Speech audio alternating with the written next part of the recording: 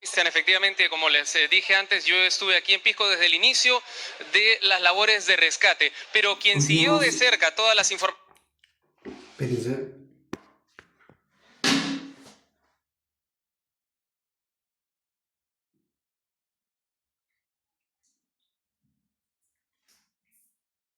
¿Qué mierda? Espérense un momento. Espérense un ratito.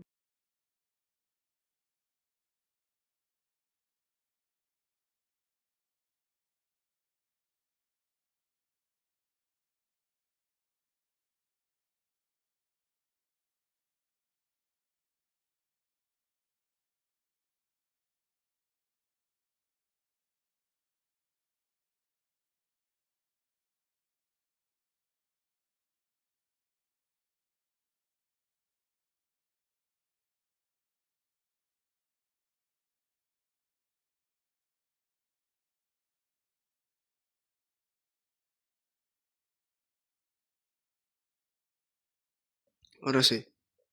Hoy vamos a resonar un video. No me estuvieron pidiendo mucho, pero yo quería reaccionarlo para que sepan lo que no viví, solo que vivió mi hermana. Y me interesó el tema, porque sí, XD. Bueno, hoy vamos a reaccionar el terremoto más fuerte que... El último terremoto más fuerte que recibió el Perú. Bueno, hay que respetar a las personas muertas, no hay que decir chistes, nada. Muchas gracias, Cristian. Efectivamente, como les dije antes, yo estuve aquí en Pisco desde el inicio de las labores de rescate, pero quien siguió de cerca todas las informaciones que se fueron recibiendo en el Centro de Informaciones de América Televisión, ahí en Lima, fue nuestra reportera Maribel Toledo Campo, que tiene un resumen de todo lo ocurrido.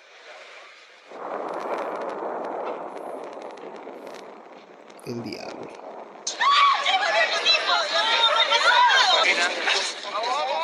No mames. ¡Abran paso, abran paso!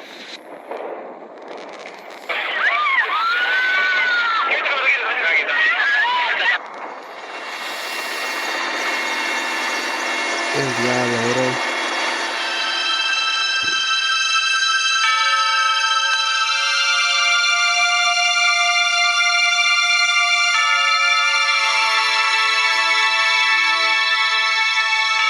Muertos, 1.100 heridos y 80.000 damnificados son las frías estadísticas detrás del horror. Oh, no, hermano. Cifras enmarcadas en muros derruidos y llantos ahogados en la desesperanza. La muerte se anunció con un ligero movimiento y se llevó a sus víctimas de un solo sacudón. 2 minutos eternos de duración, 7,9 grados de intensidad. Terremoto en Perú.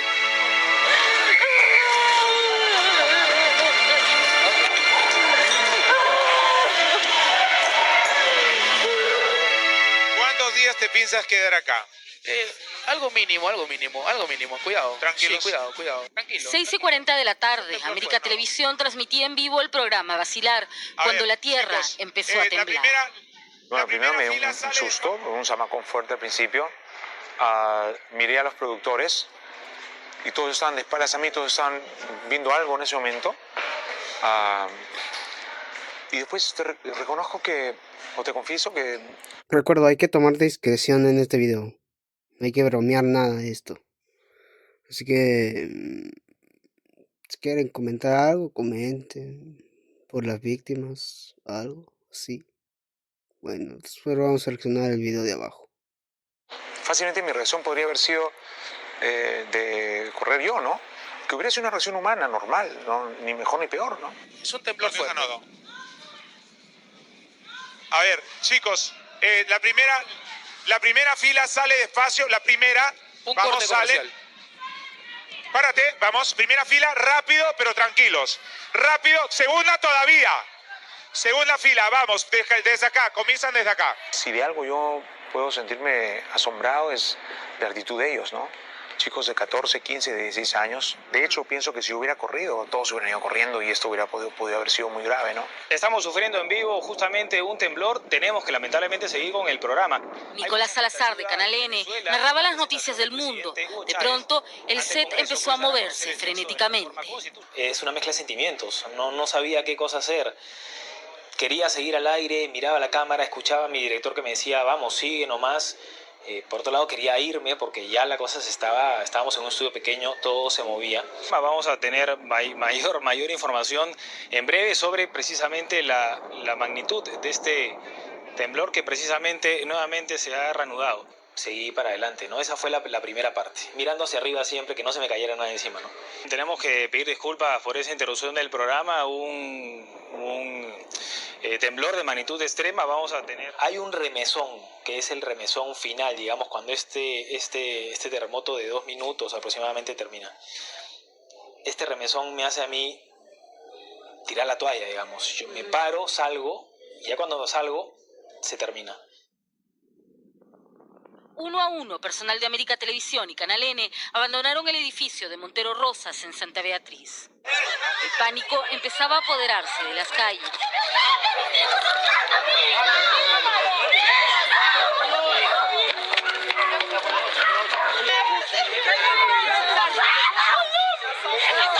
¡Llévame, señor! Sigue temblando, ¿no? Sí, sigue temblando.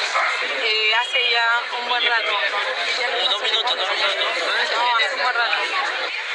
A esa misma hora, el terror se adueñó de las universidades que congregaban a gran cantidad de estudiantes. Estas son imágenes obtenidas por uno de los alumnos de la Universidad de Lima.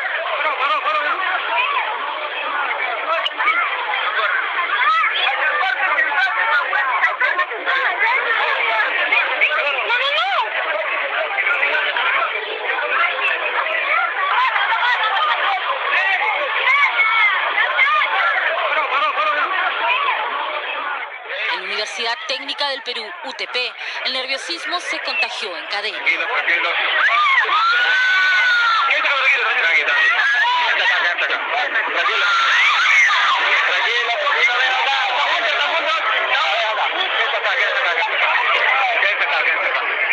Los 2 minutos de duración parecían interminables. Las calles empezaban a poblarse de gente que buscaba evitar la desgracia.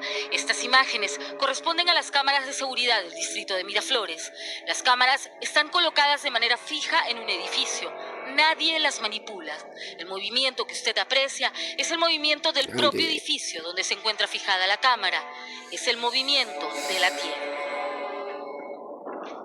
Esta otra cámara muestra una de las principales avenidas miraflorinas en plena hora punta.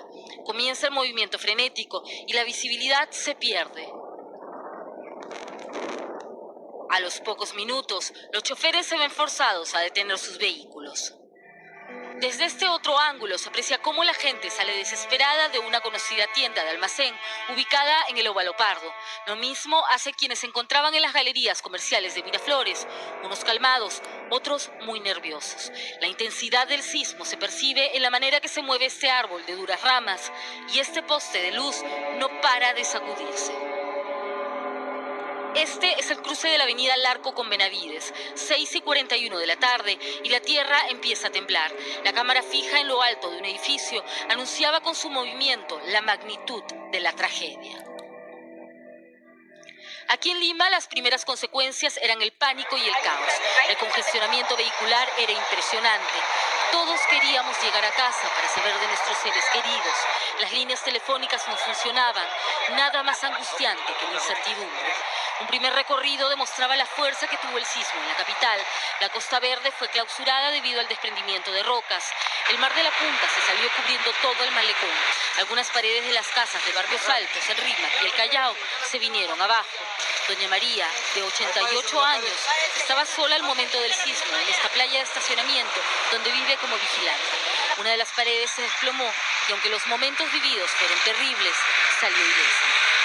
No duro, cuando se cayó parecía que había una explosión, ¡pum! Sonó. Que se había caído la pared. Se cayó de golpe. ¿No le cayó nada a usted, felizmente? No, yo estaba adentro. ¿Todo esto se ha caído? Todo eso se ha caído en la pared. Y ella está. Ahora, doña María reza porque la naturaleza no se vuelva a ensañar con nuestro país. Se ha enterado que al sur la han pasado peor. Reza por ellos. El diablo, bro. Ahora toca uno más fuerte, pero hay que tomar discreción nomás. ¿Y qué? El uso de fuegos artificiales para celebrar fechas especiales es toda una tradición. En muchos países, la pirotecnia ha sido y es parte integral de las celebraciones de Navidad y Año porque Nuevo. mostré. Pero en 2001, en Lima, Perú, el Oye, uso de oye. pirotecnia, combinado a muchos otros factores, tuvo consecuencias gravísimas que al día de hoy parecen no haber cambiado nada.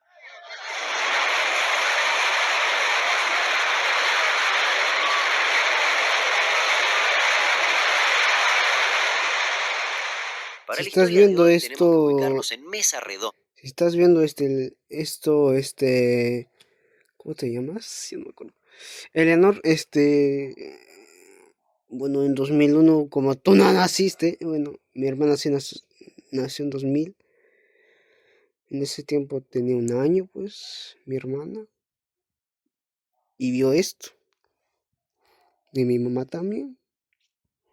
Solo para que sepas historia, Eleanor. Para que sepas historia de mi Perú. Pinche Perú de mi... Un lugar que es mucho más que un simple distrito comercial. Es el pulso económico de Lima, un laberinto de calles estrechas y galerías abarrotadas donde se puede encontrar de todo, desde textiles y juguetes hasta electrodomésticos y, por supuesto, pirotecnia. Este último producto era vendido principalmente por vendedores informales. Ubicada en el centro histórico de Lima, Mesa Redonda es una zona comercial conformada por muchas galerías y que tiene un gran flujo de personas y comercio informal. Unas 200.000 personas visitan esta zona cada día, pero en vísperas de Navidad y Año Nuevo, esa cifra ha llegado a ascender hasta el 1.000.000 de personas. En esas fechas, las calles del lugar son un hervidero de actividad. Vendedores ambulantes, compradores ansiosos y curiosos se mezclan en un caos que hace casi imposible el tránsito.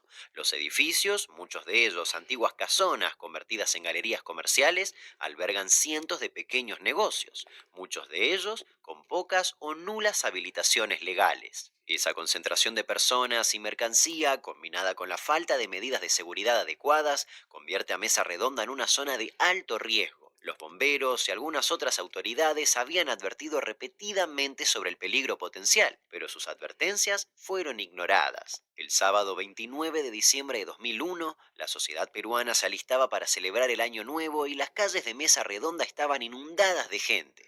Compradores de última hora buscaban diversos artículos, pero principalmente pirotecnia para las celebraciones venideras. Ese día, desde temprano, los estruendos de diversos artículos pirotécnicos se habían transformado en algo normal, pero poco pasadas las 19 horas, el destino de cientos de personas cambiaría para siempre. Es que un vendedor informal, en un intento de demostrar la calidad de su mercancía, detonó un artefacto pirotécnico conocido como chocolate. Lo que debía ser una simple demostración se convirtió en el inicio de una tragedia sin precedentes. Las chispas del artefacto alcanzaron otros productos pirotécnicos cercanos, generando una reacción en cadena. En cuestión de segundos, las llamas se propagaron con una velocidad aterradora. 5 galerías comerciales en el cruce de las calles Andahuaylas y Cusco fueron devoradas por el fuego que rápidamente se extendió a 4 manzanas. El pánico se apoderó de la multitud y gritos desesperados se mezclaban con el sonido de las explosiones. La gente corría en todas las direcciones, buscando una salida que para muchos nunca llegaría.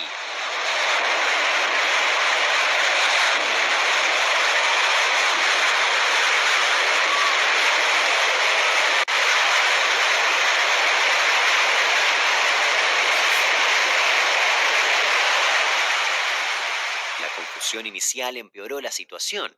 Algunos comerciantes, en un intento desesperado por salvar su mercancía y ante una confusa alarma que alertaba de saqueos, se encerraron en sus propios locales, sellando, sin saberlo, su propia tumba. Los bomberos intentaban atravesar la enorme multitud para llegar, pero era imposible.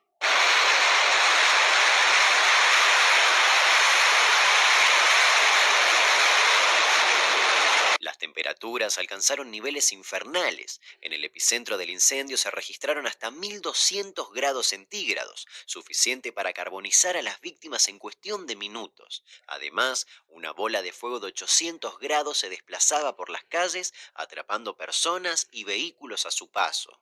Varias compañías de bomberos lucharon contra las llamas durante horas, pero el fuego era implacable, alimentado por las aproximadamente 900 toneladas de productos pirotécnicos almacenados en la zona. Además, la cantidad de gente y las estrechas calles obstaculizaban gravemente la labor de los rescatistas. Intensas llamas de fuego salían desde los callejones, como si fueran sopletes gigantes, haciendo que los bomberos ni siquiera puedan acercarse al epicentro del incendio. La falta de agua complicó aún más la situación. Sedapal, el servicio de agua potable y alcantarillado de Lima, tuvo que enviar 6 cisternas para apoyar en las labores de extinción del incendio. Quienes lograban huir lo hacían saltando por sobre los vehículos, que segundos después quedarían calcinados. Algunas personas, sobre todo niños, trataron de protegerse bajo estos automóviles, y los resultados fueron fatales. Y como si todo eso fuera poco, el fuego, sumado al precario cableado eléctrico de la zona, solo empeoró la situación. Varios transformadores comenzaron a explotar y a generar descargas fatales a quienes se acercaban.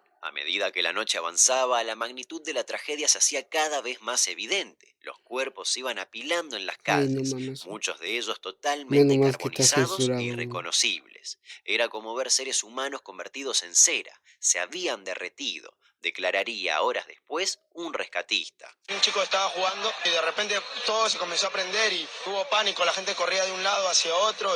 Vendiendo normal como cualquier otro día. Empezamos a escuchar los pirotécnicos, empezaron a estallar uno a otro, la gente corría. Incluso hay gente que empezaron a sequear las tiendas. Fui a ver a mi cuñada, no la encontré. Y la gente me empezaron a subir hasta el último piso, empezamos a ayudarla, varios se cayeron y uno se siente impotente, ¿no? De hacer otras cosas. Todo sucedió tan rápido, no ha habido agua en el momento, los grifos tan secos, no tienen agua. Había manguera en la galería, se abría y no había agua. Era en vano, no se podía hacer nada, teníamos que esperar la ayuda de los bomberos para poder socorrer un poco el incendio. Por acá y la gente corría. Al frente de esa casa María había más de 20 personas enrejadas arriba, asfixiando. Los bomberos con zipsaya, con el hacha de doble punta tenían que reventar. Porque me he fracturado el dedo. Mucho material pirotécnico, y esto se dijo de un comienzo. Aquí había bastante, estaba sobrecargado el material pirotécnico. ¿Habría un número aproximado de personas muertas ahorita? Vamos a hacer, espero terminar un consenso de cómo está la situación, pero es bastante crítica. Las ambulancias que trasladaban a los heridos ni siquiera podían avanzar, ya que la multitud las frenaba para mirar en su interior con la esperanza de encontrar con vida a sus seres queridos. En eso vi que explosionó un chocolate, que alguien se atinó a probarlo y la hecatombe. Sí, fue un chocolate. Los hospitales de Lima se vieron desbordados. Los pacientes más graves presentaban dificultades respiratorias severas, necesidad de oxígeno inmediata y quemaduras de tercer grado.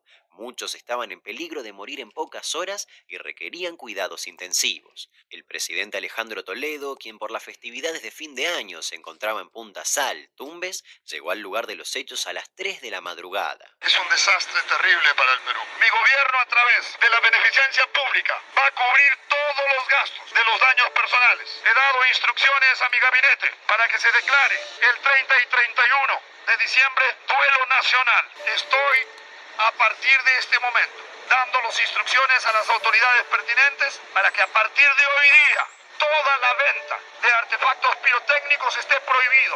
Las medidas tienen que ser drásticas. Una vida vale demasiado como para jugar con ellos. Dios mío, anuncio, no man. Bueno, pobres personas, les declaro sus condolencias a los que están viendo este video, que son las personas que sufrieron más por esto. Les doy mis condolencias, por si acaso.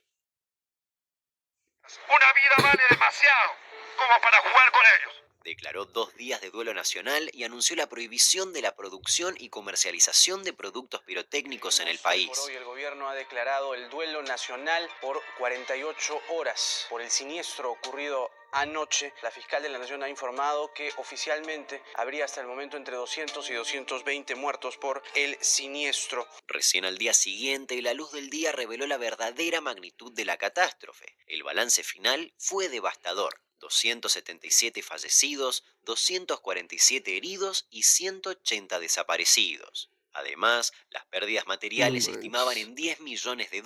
Fue la mayor tragedia en la historia de Perú. Nunca se había producido un incendio de estas características. Mientras tanto, los noticieros internacionales se hacían eco de la noticia. Im Zentrum der peruanischen Hauptstadt Lima sind mindestens 122 Menschen Etter at minst 227 mennesker ble drept i en eksplosjonsartet brann i sentrum av hovedstaden. Estamos en Perú, donde su presidente Alejandro Toledo ha calificado como un desastre terrible para el país el incendio en una in der peruanischen Hauptstadt Lima unterwegs, für die Silvesterfeiern einzukaufen.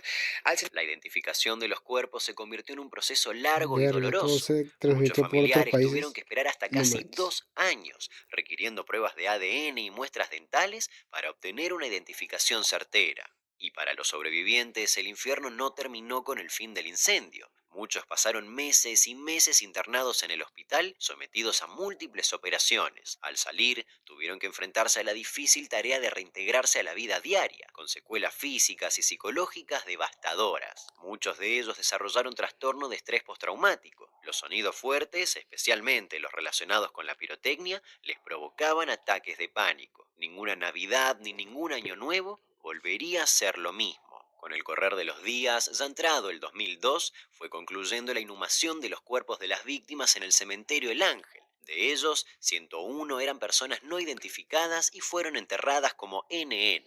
Faltarían un par de años para que el laboratorio de ADN del Ministerio Público lograra identificar a más víctimas de la tragedia tras evaluar restos óseos. Finalizando la primera semana de ese año, el alcalde de Lima, Alberto Andrade, declaró: "Después de la emergencia nos toca ver cómo recuperamos esta zona lo más rápido posible. Tiene que ser transformada para que las actividades comerciales se desarrollen en condiciones de seguridad". Gabriela Adriancén, la gerente de fiscalización de la Municipalidad de Lima por ese año, dijo: "¿Qué podemos hacer decomisando 5 toneladas de artefactos pirotécnicos cuando la Dixcamec permite la importación de 940 solo para este año?".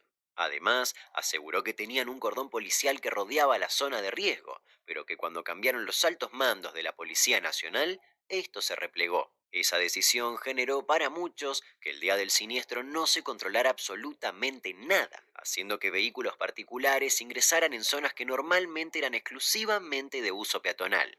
La gente, más los vehículos, más los vendedores informales, obstaculizaron enormemente la evacuación. En relación a esto, en 2007, el ex jefe de la 7ª región de la Policía Nacional del Perú, Luis Alberto Sánchez Arias, fue detenido acusado de homicidio culposo y lesiones graves, debido a que había ordenado la suspensión del apoyo policial en la zona días antes del siniestro. Sin embargo, su defensa argumentó que esta orden no tuvo relación directa con la causa del incendio, que fue la explosión de fuegos artificiales. Si bien Sánchez Arias fue condenado unos años después, luego se solicitó la anulación de la sentencia por no encontrar suficientes elementos jurídicos para demostrar su culpabilidad. Y si bien a finales de 2002 se reveló que 107 personas estaban siendo investigadas por el incendio, entre exfuncionarios municipales, comerciantes y ex altas autoridades policiales, no hubo muchas detenciones. El proceso judicial se extendió durante años y años, pero la justicia nunca llegó. La investigación del Poder Judicial demoró 4 años y terminó con la 5ª Fiscalía Superior exculpando a 58 acusados, tanto a las autoridades como la policía, el municipio y la Dixcamec, como a los grandes importadores de pirotécnicos. En reemplazo fueron acusados 81 pequeños vendedores de artefactos pirotécnicos por el cargo de tenencia ilegal de explosivos. En 2008 se inició el proceso judicial sobre el caso, pero los tribunales peruanos no lograron determinar nada. Hasta el momento de la publicación de este video, no se ha logrado una resolución definitiva que responsabilice a alguien por el incendio de Mesa Redonda. Las familias continúan buscando justicia. El abogado de las familias afectadas, Félix Horna, mencionó repetidamente que la justicia no ha logrado responsabilizar adecuadamente a Ricardo Wong, empresario acusado de ordenar el almacenamiento de más de 100 toneladas de pirotécnicos en los locales de Mesa Redonda, ni tampoco al Ministerio del Interior ni a la Municipalidad de Lima. Las comisiones creadas para tal fin jamás cumplieron sus objetivos. Por su parte, Ricardo Wong siempre ha mantenido su inocencia y afirmó que tiene videos y testimonios que prueban que el incendio fue un acto criminal intencional y no un accidente provocado por negligencia. Dato de color, se postuló a presidente en 2006. Por otro lado, uno de los compromisos del gobierno peruano fue proporcionar tierras a los familiares de las víctimas como parte de la reparación civil. Los deudos, organizados en asociaciones, ocuparon un predio en 2004 buscando que se les otorgara la propiedad legal de ese terreno. Y a pesar de algunos avances, como la modificación de la calificación de monumento histórico para permitir su uso comercial, la propiedad legal no les ha sido concedida oficialmente. Además, si bien el monto de reparación civil estipulado fue de 200.000 soles por cada fallecido y 30.000 por cada herido, muchos deudos recibieron sumas insignificantes o nada en absoluto y continúan luchando por justicia y compensaciones adecuadas. De hecho, hasta han enfrentado intentos de desalojo por parte de bienes nacionales y la Municipalidad de Lima. En 2004, otros 2 incendios afectaron gravemente a Latinoamérica. En agosto, el Icua Bolaños en Paraguay y en diciembre, Cromañón en Argentina. Me parece importante incluirlos ya que hay un claro paralelismo con el caso de Mesa Redonda: negligencia, imprudencia y falta de prevención. En 2010, los deudos de las víctimas demandaron al Estado ante la Comisión Interamericana de Derechos Humanos, buscando la justicia y reparación que no consiguieron en los tribunales peruanos. Argumentaban que el Estado violó derechos fundamentales y que no cumplió con su deber de prevenir tales tragedias ni de identificar adecuadamente a las víctimas. Ni siquiera contamos con un listado único para saber quiénes y cuántos somos los heridos y sobrevivientes, lamentó uno de los afectados. En 2016 se detuvo a un hombre acusado de ser responsable del siniestro, casi que lo acusaban de ser quien había encendido el primer pirotécnico. Luego se comprobó que no tenía ninguna relación con el incendio. Y si bien las promesas de cambios y mejoras estructurales y de controles estuvieron presentes año a año, todo sigue igual. Décadas después de la tragedia, la zona de Mesa Redonda sigue siendo un peligro latente. A pesar de las lecciones aprendidas, el comercio informal y la venta ilegal de pirotécnicos persisten y la afluencia masiva de personas durante las fechas navideñas sigue generando situaciones de riesgo. Y eso llevó a que en 2012 se genere otro incendio. Personas que han sido evacuadas tienen problemas por inhalación de humo. Un cortocircuito dentro de este depósito atiborrado de disfraces y artículos para fiestas infantiles altamente inflamables desató la alarma en Mesa Redonda y nos hizo presagiar lo peor. 3 horas después de iniciado el incendio, el alcalde de Lima, Jorge Muñoz, anunció la clausura del local debido a las construcciones ilegales que poseían su último nivel. En 2016, cuando se conmemoraban los 15 años de la tragedia, se produjo otro incendio que pudo ser controlado a tiempo. Han pasado 15 años de aquella tragedia que enlutó al país y las víctimas aún no encuentran justicia. Pero en 2017 se produjo otro. Trabajan para controlar este incendio desatado al promediar las 9:10 de la mañana de hoy lunes, inicio de semana. Sí. Llevan incluso 26 horas de labor imparable debido a que han estado ellos controlando el incendio que se registró en este punto el día. En 2018 no solo uno. Un cortocircuito había provocado este incendio. En el techo de esta tienda que se llama Sorpresas se originó este incendio. Sino 2. Deja que te quite los obstáculos, que Dios te ayude a hacer mío, la tarea rápido y pinche que te loba de regrese mierda. esas horas. Sino 2. Allá arriba hay. Es una situación bastante difícil la que están enfrentando en estos momentos. Podemos ver ahí algunas Un año explosiones. después, en 2019, otro incendio de gravedad consumió varios edificios en plena Semana Santa. Se originó en una unidad habitacional que también funcionaba como almacén, donde se guardaban productos como perfumes y artículos de higiene. Este incendio afectó a las viviendas de varios damnificados, que tuvieron que dormir en la calle por varios días, ya que había riesgos de derrumbe. La única esperanza que tenemos es que, como los techos eran de quincha, que el momento del incendio se hayan caído y hayan cubierto algo de lo que podemos rescatar. La cosa es que abran lo más pronto posible porque tenemos que trabajar, ¿no? No podemos quedarnos 3 semanas sin trabajar, pues. Pero porque es pérdida de dinero para usted. Claro. Han pasado 3 días desde que se registró el incendio y todavía se puede ver que el humo sale de las paredes de este predio. Y es que en su mayoría la construcción está hecha a base de adobe. Durante 2020 no se produjo ningún incendio, pero se generó otra problemática.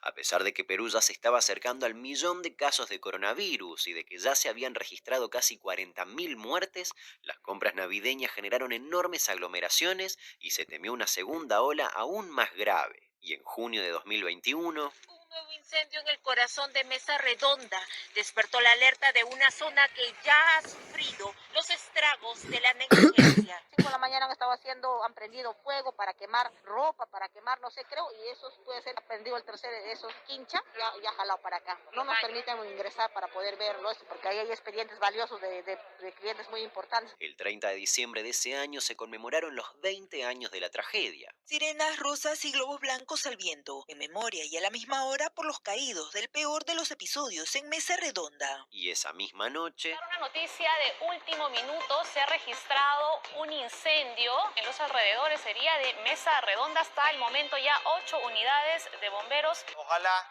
se haya evacuado a todo el personal y, como bien señalas, Miguel, bueno, ahí todavía vemos explosiones y vemos desprendimientos, ¿no?, de partes de esta estructura. Posteriormente se supo que el incendio se originó en una galería que ya se había clausurado en 2017. Se sabía que la galería ayer incendiada y que hoy continúa teniendo a bomberos trabajando allí tenía construcciones clandestinas. Yo siempre asumo la responsabilidad.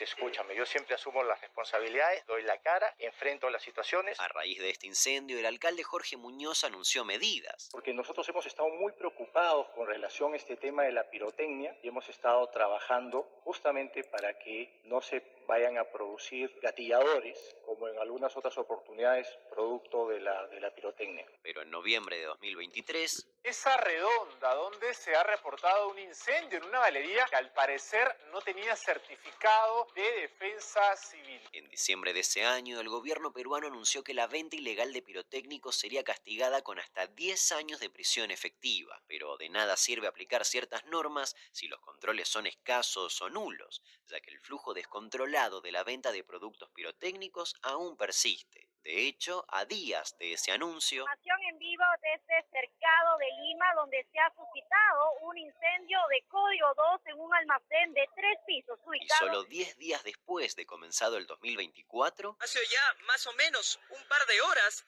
se ha registrado un incendio en la galería Everstar en Andahuaylas, en el Jirón de Andahuaylas, aquí en Mesa Redonda. Es un incendio que se ha producido en la galería, en el tercero, cuarto y quinto piso, que el quinto piso aligerado ya se ha caído, y se están trabajando con 25 unidades de bomberos y con 100 bomberos aproximadamente.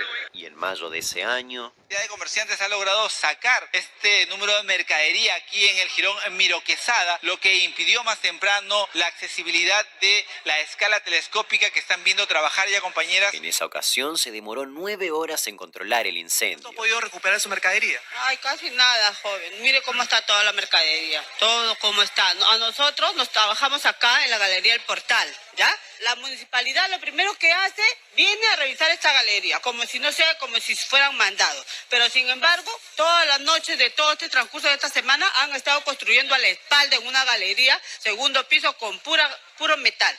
Porque lo que dice la señora es que la galería, Paola, en donde ella tiene su puesto, es fiscalizada todo el tiempo. En pocas palabras, cumple con todos los requisitos. Pero lo que está sucediendo es que están construyendo en otras partes de Mesa Redonda donde nadie está fiscalizando. Y lo están haciendo encima durante la noche, durante la madrugada. Y es allí donde se habría originado este incendio que ha afectado a tantos comercios. En julio, mientras escribía el guión para este video... Un incendio de grandes proporciones, código 3, esto ha calificado el Cuerpo General de Bomberos Voluntarios. El incendio habría comenzado más o menos como hacia las 6 de la tarde, momento en el que los comerciantes de las demás galerías tuvieron que abandonar el edificio. Las unidades de bomberos no pudieron llegar rápidamente hasta el lugar del incendio debido a que las intersecciones estaban llenas de vendedores, lo que dificultó y obstaculizó el trabajo de los hombres de rojo. Al ver y escuchar los archivos más recientes, todo parece seguir igual.